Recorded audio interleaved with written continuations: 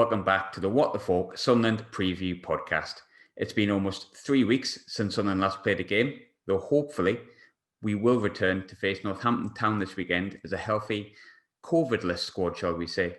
And to chat about the game on Saturday, which hopefully will be played, I am praying that that is going to happen, is Charles from It's All Cobblers to Me. First and foremost, mate, how was your Christmas? How are you doing? Are you all right?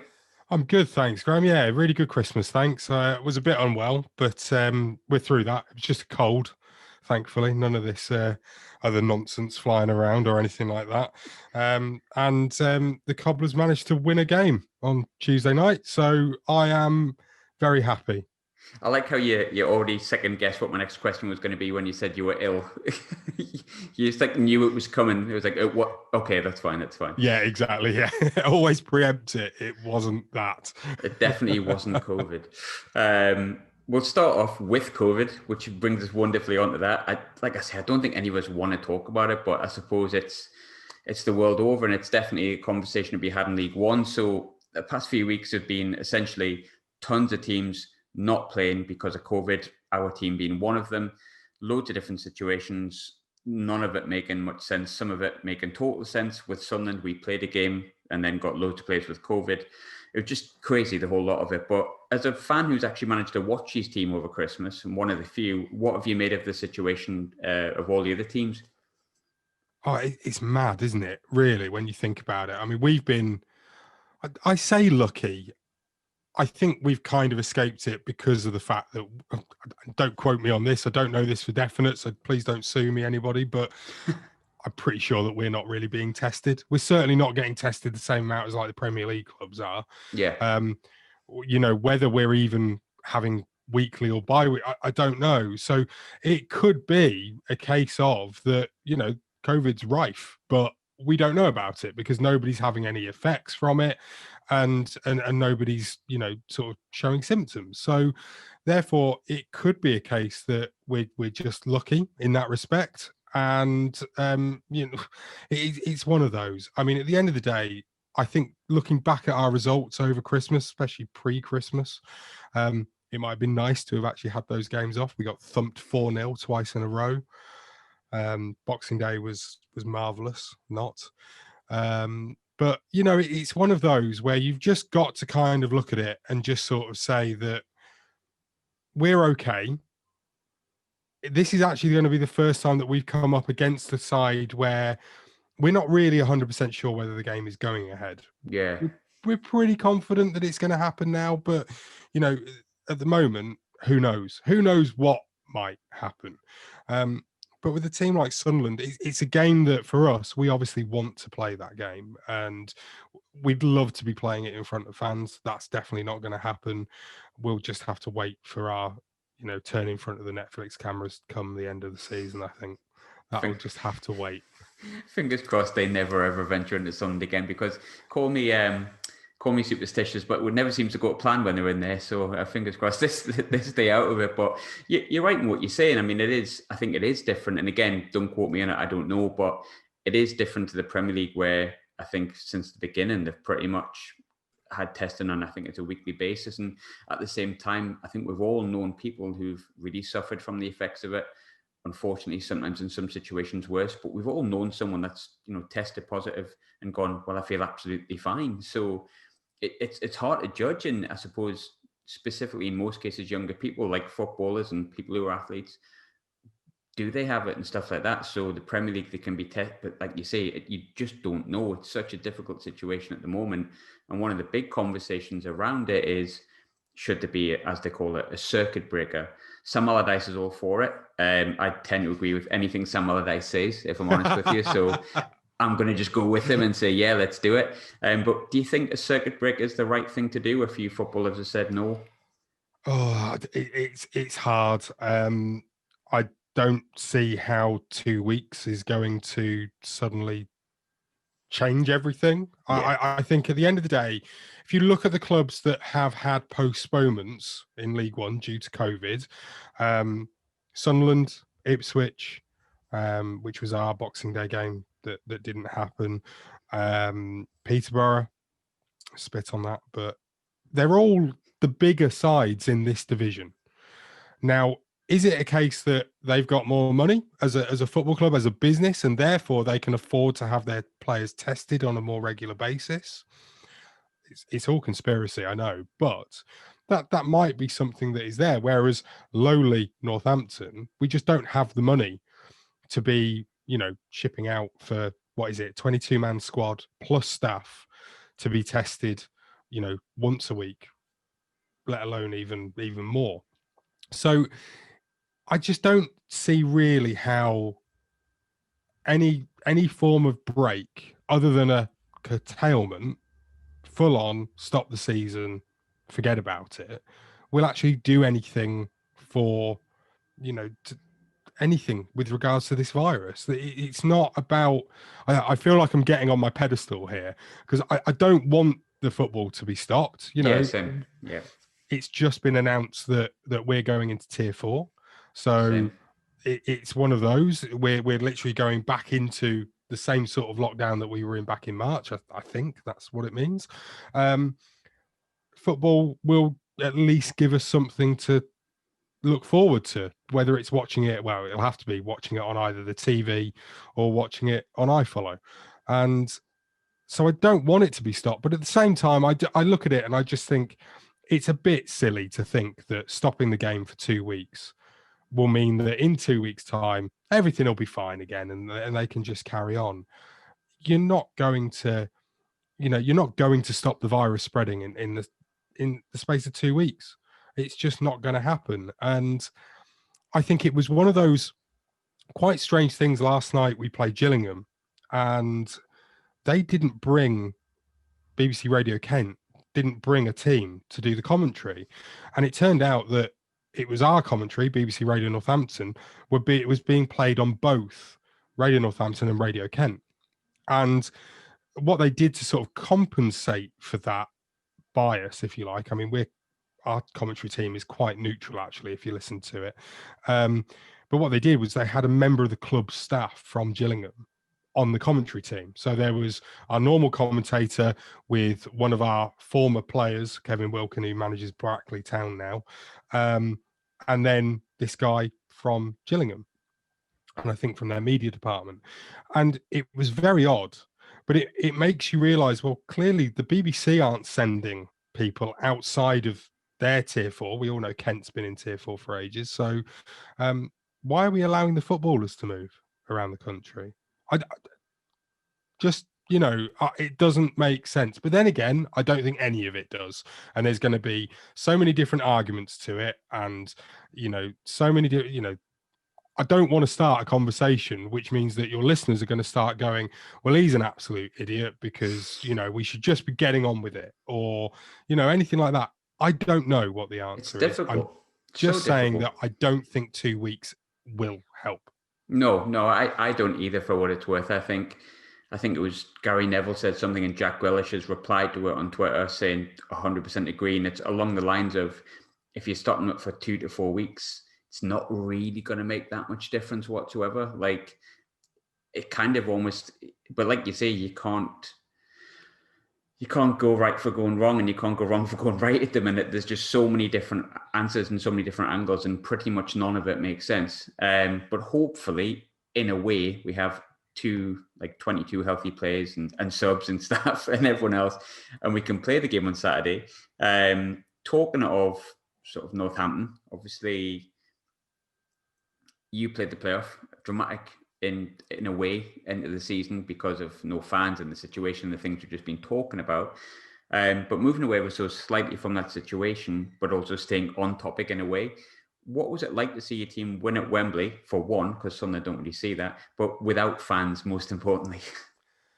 It was really weird. It was great, but it was strange. I mean, we've been quite lucky, I think, in my lifetime supporting the Cobblers, in that we've been to Wembley 4 times now. So 97 and 98. 97 was what was Division 3, so League 2 now, playoff final, which we won, thanks to a 93rd minute free kick from John Frayne. And then the following year, the Division 2 playoff final, we lost to Grimsby 1-0. I went to both those. I was quite young. And then we got back there in 2013. AD Boothroyd was our manager back then. We had Bayo Akinfenwa playing for us, who just ridiculously didn't get picked to start. It was, we'd lost that game before we even, took to the pitch. And it was one of those that it wasn't a surprise when we were 3-0 down to Bradford within about 25 minutes or something like that. It was dreadful. But those three, I'd been to all three of those, and they were great for different reasons. I mean, the 2013 game wasn't particularly great, but the build up, the traveling down on the train, the beers in the pubs, and spending £400 on a pint or whatever it was that you had to pay to get just one round in. But I mean, it was good. So to then go, fast forward to 2020 and the club are at Wembley, but we're not there to actually witness it face to face. It was really strange. I mean, we did try to compensate for that as a podcast. So we did some live streams, both pre-match and post-match, for all three of the playoff games. We did that through our Facebook page, and that went down really, really well. And on the post-match show, if you can call it that, it was basically me being very drunk. I think I went through a whole bottle of gin. Our chairman turned up from his came in from his home in Florida. I think he lives definitely in the States, and he was on the beer. We were online until like 2:00 in the morning, something like that. It was ridiculously good. I don't remember much of it, if I'm being honest. It is there on our Facebook page. I've not yet ventured back to look at it. But it was good. We got a lot of, goods come from that in regards to, our fan base appreciated the fact that there was us doing that. There was our normal pre-match DJ. So normally on a match day, if you were able to come, then outside the main stand, we've got the cars bar, and it's got a decking area outside. And for the last year or 2 years, we've had a DJ on the decking playing some tunes, hyping people up. He did a live set pre-match on Facebook to try and get everybody into the mood and being able to watch it. So a lot of things were done, and the club did really good as well in terms of their community outreach and what they've done since with that as well. So the fans still feel involved. I think in a way, the fact that we had, 2 games, I think we ended up managing to have fans back in the stands for. In a way, I'm sure it was good for those fans that managed to go. But in a way, I actually look at it and go, it was 2 games. It's kind of teasing. It's dangling that carrot in front of people. And because we've got more season ticket, just like you, I imagine. I'm pretty certain that you'll have more than 2,000 season ticket holders at Sunderland. But, it's that thing that I think we've got something like 3.5 to 4,000 in that bracket of season ticket holders. So the way it worked was through a ballot system. And of course, the first game, was only a tester, so only 1,000 fans could go. And then people were promised that you will definitely be able to go to the next game. And some of them did, but there are fans that still missed out because of the lack of numbers that were allowed to go. So it does feel a little bit like the carrot was dangled. Some got to go. I think we lost both of the games. They weren't particularly great. It was the fact that we were able to go was more the pull than the actual performance and the results. And I just think that it's one of those. I'd have personally, because I didn't go anyway, it's easy for me to say this, but I'd have personally have preferred it if they'd have just said no. Yeah. It's kind of, I don't know, it's kind of sad when you see fans on it. Like I watched the Liverpool game and there was like 2,000 or so in the Kop, and it was just bizarre. But I do commend Charlton fans for booing their team off the pitch the first game they got back, and then also like some of them leaving early. And I know a few Charlton fans, I've always had really good experiences with them, to be honest, but I almost was like, that's football. Yes, yeah, absolutely.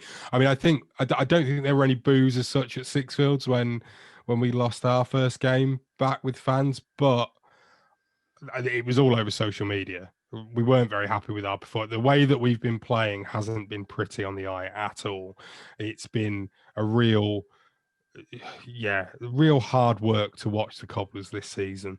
But I don't know. It's that thing. You go to the football, having not been able to go for 9-10 months.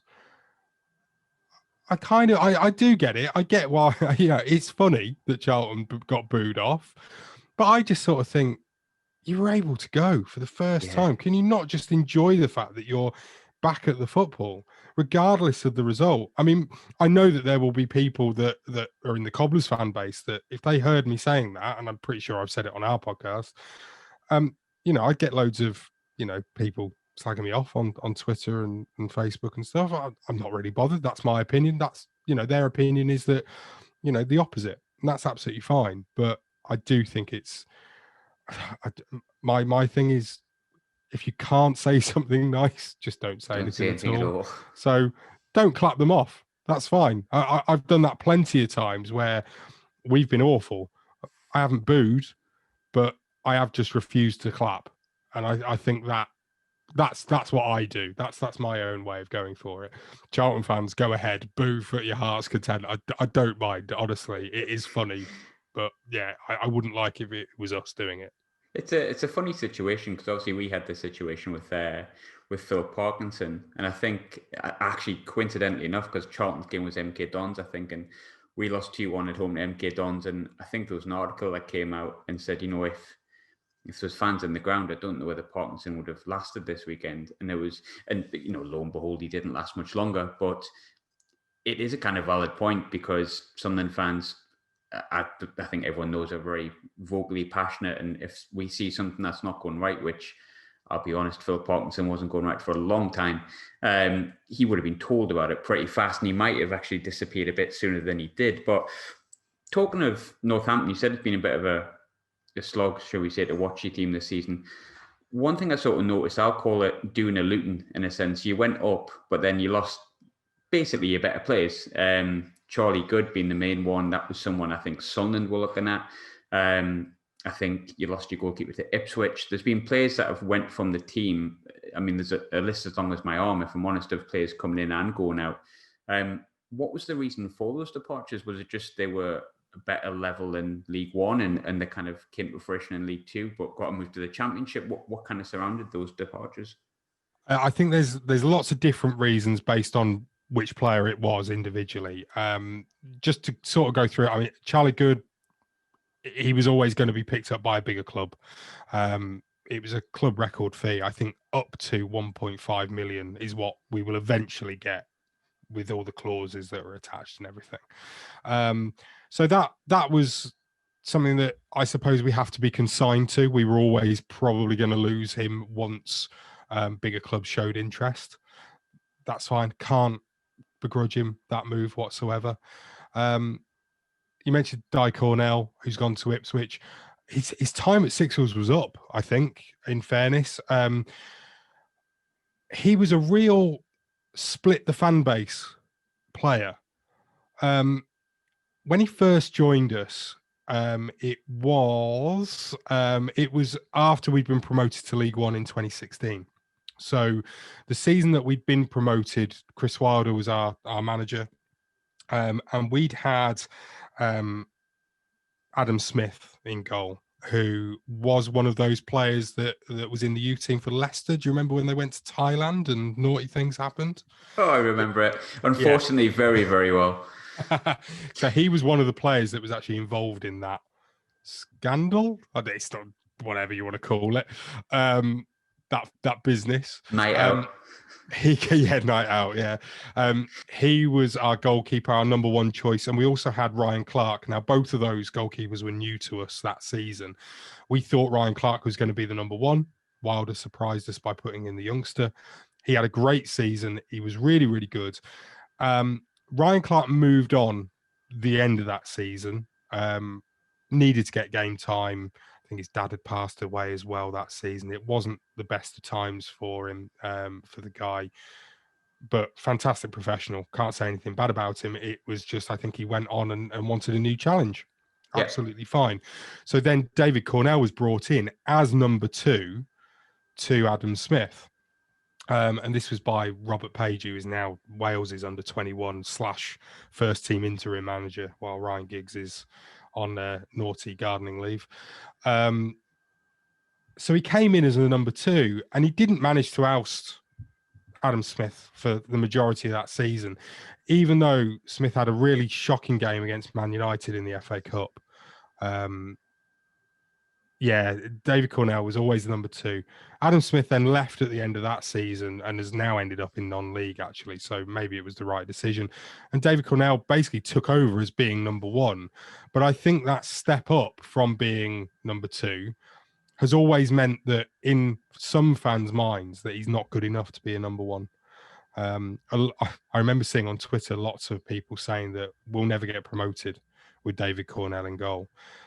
And in a way, some of them are vindicated by that, because Steve Arnold took over, who is our number 1 now, took over for the playoffs, for the second leg of the semi-final and then the final. So Cornell was always going to leave, I think. And the fact that he went to Ipswich surprised an awful lot of people. But I don't think he's playing regular first team for them. I might be wrong. But I think they've got 2, maybe 3 excellent, or not excellent, but keepers that could do a job. Yeah, they have, I think. That are being rotated between them. So with that, it was difficult. You've got players like Alan McCormack, who just getting on a bit, and the fact that he's injured quite a lot of the time, probably on decent wages as well, meant that we couldn't really afford to have a player that wouldn't play every week like that. Who else do we lose? Scott Wharton, member of our defence. He went back to Blackburn on loan. He was on loan with us from Blackburn. He went back and has been trying to fight for a place in the Blackburn team this season. The interesting one, and the one that in hindsight seems like the worst decision, is Jordan Turnbull. So he was the 4th member of our defence, if you're counting David Cornell as the goalkeeper. He was released, and it was cited that he was on quite a lot of money, and motivating him was going to be an issue if we gave him a contract that we could afford to. So it seems a bit weird. The fact is, he's ended up at Salford. Yeah. So, he's maybe gone and got the contract that he thinks he deserves. But in hindsight, losing that whole defence has just been bad, and we've not replaced them. Not at all. I mean, we've got Kean Bolger came in. He's become our captain. I don't think he's captain material. He came from Lincoln. He's just not good enough, really. I mean, he's League One standard, I think, lower League One standard. But, look at where Lincoln are now without him. He's clearly not the best centre-back that they had. Otherwise, they wouldn't have released him. Horsfall has come in, my word, from Macclesfield. That says everything you need to know. Luka Racic signed on loan from Brentford. I don't think he was anything to do with the deal that saw Charlie Goode go the other way. But, oh my God, it's just terrible. Absolutely awful. He's not played for us since maybe October. There have been Instagram pictures of him on match days with his feet up inside a spa, not the shop, a sauna or wherever. And you're just like that going, what are you doing? Fine, you're not in the squad. There's no news as to the fact that you're injured. So clearly it's just not been good enough. We did sign Alan Sheehan back in October on a short-term deal from Luton, or having been released from Luton. Yeah. He has done wonders, and you can tell when he's in the side with a different prospect. Leadership, just calmness and quality in the defence is what he provides, and it's brilliant. Against Gillingham this week, he was back in the side after a bit of an injury layoff, and he just commanded the back three. He was so good, and it's noticeable as well. He's not that player. Like I think people used to say about Gary Neville that he was one of those players that was solid, but he never did anything spectacular. But he was all guaranteed to give you a 7 out of 10 every single game. That's what Alan Sheehan is. But you notice it because of the fact that we're so terrible everywhere else. And that's the hard bit of it, I think. Just before we played the game against Gillingham on Tuesday night, we announced that we have signed Lloyd Jones, another ex-Luton centre-back. He also played and went straight into the side. He did a good job. Lots of fans wondering whether he's good enough for League One. We had him on loan for a period of time at the end of last season. Interestingly, he was the only loanee that we didn't loan back for the playoffs. We don't know why, but therefore speculation is rife that essentially he wasn't deemed good enough. So therefore, why is he good enough now? Why is he good enough now? The other flip side of it is that Luton were playing in the Championship, and the Championship were obviously finishing their season by playing the last, 10 games or so? Something to that effect, yeah. So maybe Luton needed him for their squad, and he couldn't have played for both them and us in the playoffs. I don't know exactly, but obviously it doesn't make great viewing in the world of Twitter with the fan base with that. So, I mean, when it comes to it, a lot of the players that we lost were mostly down to, loans being sent back. Callum Morton went back to West Brom. He was our star man in the playoffs, obviously, and he's now at Lincoln, albeit injured. And yeah, the back four essentially all being sold or released the issue wasn't them leaving. It was the fact that we didn't replace them properly. That's the issue. And the only other player was Verdane Oliver, who signed for Gillingham, and essentially they offered him more money, I think. And what can you do? You give him what you can afford to give him. If somebody comes in and offers more, at the end of the day, he's got a career to, go through and to make as much money as he can in a short period of time. You can't let that down. So, yeah, essentially, money has a lot, to do with it for us. We are a smaller club in comparison to Sunderland. We're a tiny club. But I do think that League One should be our level. I don't think that we should be in League Two. We should be good enough for this division. We should be good enough to be finishing mid-table every year, looking to then push towards the playoffs and promotion. Who knows what could happen in a season? But this year's tough, really tough. And, the stuff coming out of the club is that COVID's having a massive effect. No fans in the stands means that, we're not making any match day income. There's no money coming in, and yet there's thousands going out every single week on player wages, staff wages. So it is tough. So Keith Curle has got a big job on his hands.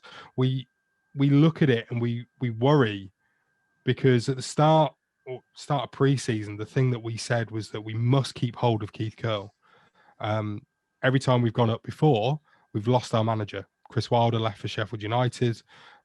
Before that, the last time we were promoted, Colin Calderwood left and became Nottingham Forest manager. So every time we get promoted, we tend to lose not just the players, but also the manager. And that's because of the stature of our club and how much we can afford to pay these people in comparison to the bigger teams. So to keep hold of Keith Curle and have that continuity was really important. I think his hands have been tied because of a lack of funds. I think the budget must have been slashed, and he'd already had a slashed budget when he first came in. He's done a tremendous job. It's just that the football is not pleasing to watch, and that is causing him issues in the fan base, with a lot of them basically turning around now and saying, I'm not enjoying going to the football. I mean, we're not going, but I'm not enjoying watching it. So, do I really want to watch it to pass the time or not? Because I noticed because from the outside looking in, which is always a wonderful place to be when you're not invested in a club, as I know as a Sunderland fan on Netflix TV show and stuff like that, but you do kind of form a vague opinion on certain teams in the same league that you're in, and other sides as well. And I thought, he's doing quite well. He's lost a lot of players there. There's a lot of players, and kind of what you said in a way, but in a very sort of diluted sense.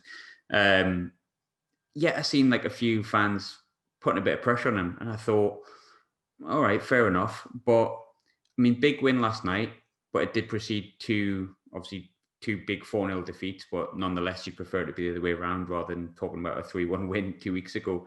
You currently sit, I think, 19th in the league. So when it comes to Keith Curle, if he finishes the season in 19th, surely that's job done, or did the fans have a higher expectation than that? I don't think so. We looked at it pre-season and realistically thought that we would finish somewhere between 16th and 19th, or 20th is the last space before relegation, isn't it? So anywhere in those four positions was where we were expecting to be. And I don't think the fans really expect any more than that. Yeah. I could be wrong. I think it's more the expectation that we play a more attractive brand of football than we're able to at the moment. I think that's what it comes down to. It's literally what it looks like. And we all go to the football, if we could, to escape the real world and escape the rest of our lives. At the moment, we're paying £10 a match to watch the game on iFollow in our living rooms or bedrooms or wherever. And it's not really entertaining, especially when you're getting thumped 4-0. But that is kind of the way it works. If you go back to the playoffs, the first leg against Cheltenham didn't work and we got beat. But when it works in style, as we showed in the second leg and in the playoff final. So it's strange. I don't think you're ever going to get with a Keith Curle side consistency on the basis of you'll go through a whole season playing really well or playing really badly. I think it will always be up and down. And look, as football fans, for me personally as well, is that I enjoy winning. That's what matters. I don't really care that we maybe had to, shit house ourselves through to a 1-0 win or not. I enjoy the fact that we've picked up 3 points and we've won. When you're losing games regularly, everything else is wrong, as I'm sure guys know. So it's not just one defeat doesn't just mean that you're sat there going, oh, miserable because we lost. You're also then going, the stadium's not finished. Keith Curle, the football's rubbish. The media manager's rubbish because he's tweeting rubbish or whatever it is. Not that he does, Gareth, if you're listening. But, it's one of those where everything goes wrong and is 10 times more visible after a defeat than it is after a win. Yeah, and it's always magnified as well, isn't it? And it's funny how we trashed Lincoln 4-0 what seems like last week, but I think it was about a month ago now, and suddenly we were going to win the league. We got beat off Wigan the week beforehand, and things didn't feel too great. I don't want to call it my favourite part of the podcast, but it's getting to that point with it. As I said before, you always have a viewpoint of mainly teams that are in your league and maybe a couple of teams in the Premiership and what's going on, and you have an opinion based around what you've read, what you've seen, and the kind of quest highlights that you see. Sunderland, probably because of the size of the club, I feel like a lot of teams in League One have a lot more opinions about us than maybe other teams. I don't know if that's arrogant to say, it just feels that way. But looking at Sunderland from the outside in, what do you make of our whole 3-year, hopefully only 3-year stint in League One so far? One word, shambles. Yeah, we probably agree with you on that. Yeah, absolutely. I think you're right. Look, you're not being arrogant. You're just being realistic. You are you're a huge club for this level. Okay, so if we go back to when I first was watching, football and learning about all the different teams that make up our beautiful game here, Sunderland were a champion or, Division 1 team. Finchley League Division 1, as it was once called, eh? Yeah. And, sort of really good, as we would say now, really good championship side who then got themselves promoted. Did you get promoted and then go down and then come back up and then have the Kevin Phillips, Niall Quinn years? We did. We went up kind of out of nowhere in, I think it was when Peter Reid took over, it would have been 95, 96. We had a Premiership season at Roker, got 40 points, which was at the time a record for what a Premier League club could get, but still went down because, well, ask Coventry about that one. They might know a little bit more about it.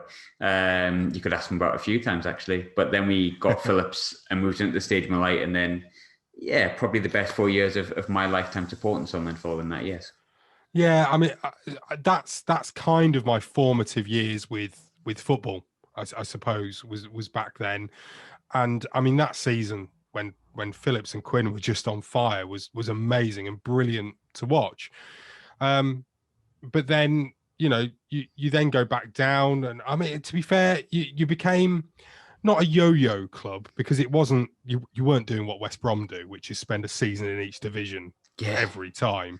But you'd go down a couple of years, then you come back up for a couple of years, and then eventually, obviously, we get to however many years ago it is now, and you get relegated, and then you get relegated again, and everything is just going wrong. But it seems that is, you're obviously not alone in that. You weren't the first club to have fallen from grace, and you won't be the last either. But you're still a big club in the division. I find it funny, because I think a lot of the time, especially when you're young, if you turn around and you say who's a big club, and kids will say Man United, Liverpool, Man City, Chelsea, whoever, and you then say to them, well, why? And the kids will be, well, because they win stuff. Yeah. Obvious. But you go a little bit further, and the next thing that they'll say is, well, because they've got really big stadiums. And that's what the measurement is based on, is essentially how many people can you fit inside your stadium. Now, I've been to Stadium of Light. It's great. It's a lovely ground. Would have been better if we'd have managed to win it on penalties that time, but never mind. Roy Keane was suitably unhappy enough, so that very unhappy. Yes. But it's a big ground, and obviously, I don't want to say too big for League One, because that maybe does sound arrogant, but it's certainly a huge stadium for the level of football that you've been playing at for the last few years.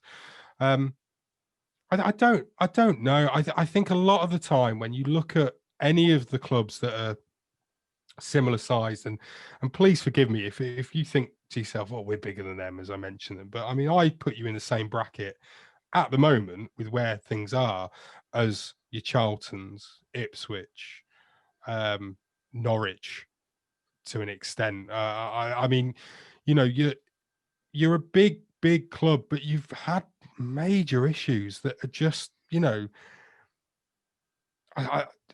not solved overnight, and they never will be, those kind of things. I feel bad for mentioning Norwich now, because obviously they've not been in any financial trouble recently, but you look at all of those clubs that are now in League One and have been before. Sheffield Wednesday, who out Leeds, obviously, moons ago now, all because of financial mismanagement. Can I say that? Is that okay? I would. I think it's with Sunderland, it's a magnitude of things. I think sometimes it's the financial side of things. It's silly mistakes. It's recruitment. It's everyone probably can pinpoint for me personally, it's probably recruitment and having the wrong people within the club.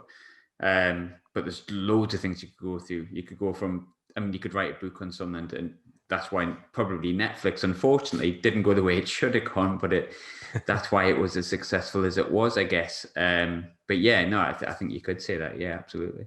Yeah, I just, you don't deserve to be in this division based on your name and your history. However, you obviously do deserve to be there based on what's happened. Every club deserves to be in the league that they're in at the time that they're in it. End of. And I feel sorry for Sunderland fans to an extent. I have to be careful, because one of my best mates is a Newcastle fan, I'm afraid. So sorry about that. Kill me for saying this, but I do feel sorry for you, because obviously you've had to watch such a major decline and have very little success. I mean, at the end of the day, expectations for Sunderland fans for the last 3 years has to have been to winning League One. Yeah. Not just promotion, but winning it. And it should have been comfortable. You should have been one of those seasons where you came down and you went, do you know what? This is going to be brilliant, because we're going to win the league with 99 points or whatever. Every game's going to be not a walk in the park, but every game's going to be really good, because we're going to be hammering teams. We'll get the occasional blip where we might draw away at Accrington or something like that. But it's going to be great going to all these smaller clubs that we've never faced before, or at least haven't done for 50 odd years or whatever it is. And it just didn't happen. And I don't know if it was me, the comparison between the two teams here with Sunderland and Northampton is that it's akin to us going and getting relegated to the conference. I would be going and saying, well, we need to walk the conference and we should walk the conference. We're far better than that. And, the fact that we've never been non-league should be testament to that. However, you just know that won't be the case, and that even though you'll be thinking, going, oh, it'd be great, get to go to places like, trying to think who's in the conference now, but like Gateshead and teams of that kind of ilk, teams that you've never played before, were never likely to play unless you got them in the FA Cup early rounds. And it'll be a great season out, so to speak. Yeah. But obviously that isn't the way that football works, and it will never work like that. And at the end of the day, I think it's a travesty what happened. Because if you look at it now, and there's a lot being said about the rescue package that the Premier League should or should not be given to EFL clubs, but just look for a second at the parachute payments. Now, I know that they're more money now, I think, than when you got relegated, but to be given the amount of money that you were over a 3-year period, and to basically do nothing with it and spunk it all on flipping what's his face that decided never to leave ever again. I can't remember his name, Jack Rodwell, and just here you go, pal, have my parachute payment. Go on. Sit there in the physio room for 3 years doing F all. All of that, it's ridiculous. And don't get me wrong, if Jack's listening, I'm really sorry, pal. You're allowed to do what you want. You've got a contract, whatever. Idiots that gave you that contract to sign. that will wish him well. No, of course not. I just think you look at it and you go, overall, it's a complete and utter show. Yeah, it's a shit. Yeah, it was, like we've mentioned a few times, it was documented for everyone to see. And with the parachute payments, there'll be some people listening to this telling you where 20 million might have went, but I better be careful what I say in here because of one or two things. But one thing I do find quite interesting when it comes to like the game on the grass, which we podcast you speak about less and less because of the way football is and the way the world is right now. But I'm always curious as to which players the opposition team fear going into Saturday, and it's getting less and less with Sunderland. It was. I'm going to have to look at your squad now. It was McGeady for a while, but it's got less and less, and now McGeady is obviously back in the squad. That changes things ever so slightly, but you do sort of look at that situation, and maybe the first season we came down, there was a pick of 4 or 5 players: Catamol, Oviedo, McGeady. Now you ask it, it's very slim pickings. But if you were to choose one, where could we damage you, do you think? Anywhere. We're rubbish.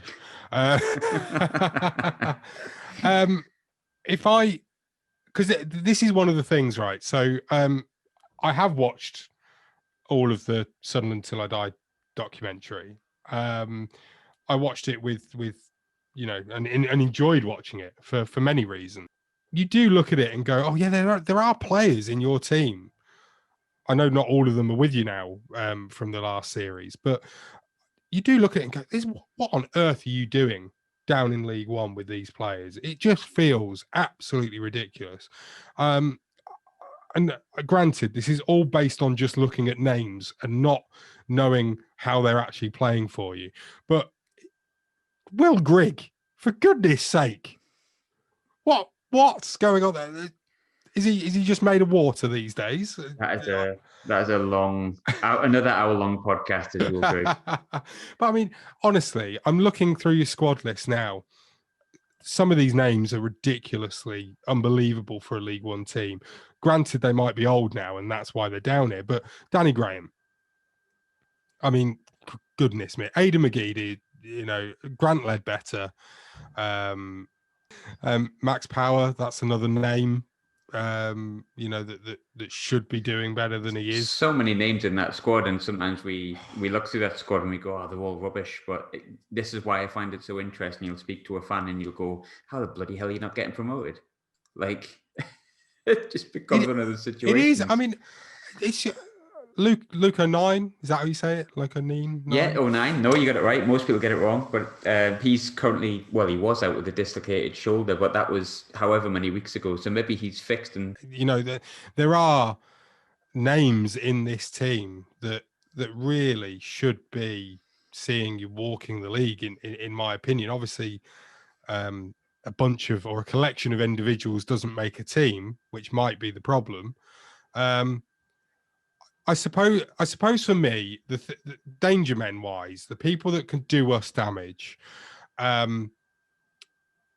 obviously depending on whether they are playing, but on paper, I would turn around and I would say probably Danny Graham, if he plays, could cause issues because our defence is so brittle and so fresh, especially if you've got Horsfall playing for us with Bolger and well, if Sheehan's not in there, then I'll be worried because Danny Graham, they'll all be like glass to him. That's how it would be. Yeah, I mean, your midfield is what terrifies me the most because we don't. This sounds harsh. It is harsh. We don't have a midfield because literally the ball spends more time up there, like you're at the tennis, than it does on the pitch. So the fact is that you will get it down and play. It'll be hard for you because our surface is terrible because we train on it as well as play matches. So you might have to contend with that, but. I'm thinking of Hull City, Posh, who else we've got? Charlton, all played us off the park on our pitch, which is terrible condition at the moment. So I'm worried about whatever midfield you put out there will be able to put rings around us. It will just be we'll be chasing shadows probably in that midfield. So yeah, anybody that you put in there would probably be able to do that to us. Look, I don't think it matters what side you put out. I wouldn't be expecting us to win. Well, fingers crossed that is the case. But are your predictions, man? Well, I think as much as I said I don't expect us to win, I think the pitch is going to be a major factor. Excuse me, and the fact that we obviously are used to it will help us. I also wonder how your team are going to sort of, fare and line up for us. How are they going to be prepared for us? Because every opposition fan that I speak to, every time that there's ever an opposition manager talking preview-wise in the media, they always say the same thing, which is that Northampton are direct and try and bully you and all this, that, and the other. And I take that is true. But therefore, I do wonder, well, are your management team therefore going to set up in a specific way to combat that? Is he just going to say, no, we're Sunderland and we play this way and force your game onto us? And in which case, it then will become a battle of those styles and who will be able to enforce that style or impose that style on the other team. I'd like to say that we were quite good at doing that. We were last season, not so good at it this season. So I'm definitely worried. So I will go with a 1-1 draw. I think we'll score first. In order for this to happen, we'll have to score first. And I think if you score first, then it'll be a whitewash. I really worry that it'll be another 4-5-0 defeat. But if we can get a goal and frustrate you, so I mean, the game plan guaranteed will be this: frustrate the hell out of them for 85 minutes, and basically look to win free kicks, look to win corners, anything set piece related. That's what we want. That's what our bread and butter is. And basically, we're going to try and score from one of those set pieces. And then it'll be backs to the wall. Hopefully, we won't do what we did against Crewe 3-4 games ago now, which was we scored in the first minute from a free kick, and then we sat back and tried to defend for our lives. Crewe won the game 2-1. It was always going to happen that way. We scored too early, if you can believe that. Yeah. I know what you mean, though. Yeah. Yeah. So, I mean, that's what we'll look to do, and hopefully we won't do it too early. Look, if we do it around about 60 to 70 minutes, it'll be 1-1 because you will end up equalising, probably very, very late. I'd love it if we scored like a 91st minute winner for 1-0. It would just be brilliant. And we need the points, but I can't see it. I'm finding the prediction difficult. Normally I have something in my head, but because we haven't played for that long, I haven't really thought much about it. So I'll go with the boring standard 2-1. I'll say 2-1 us. But I've never been right at all this season at any point. So who knows? I mean, who could have foreseen getting beat off Wigan one week and hammering Lincoln the next? So I don't think it's my fault. I think it's just the Jekyll and Hyde of Sunderland. But Charles, thanks very much for coming on, mate. I would normally wish you luck for Saturday, but that would be a lie. I do that every week. That would be wrong. But good luck for the rest of the season following Saturday, apart from obviously our return game, if we ever finish the season. Yeah, thanks very much for having me.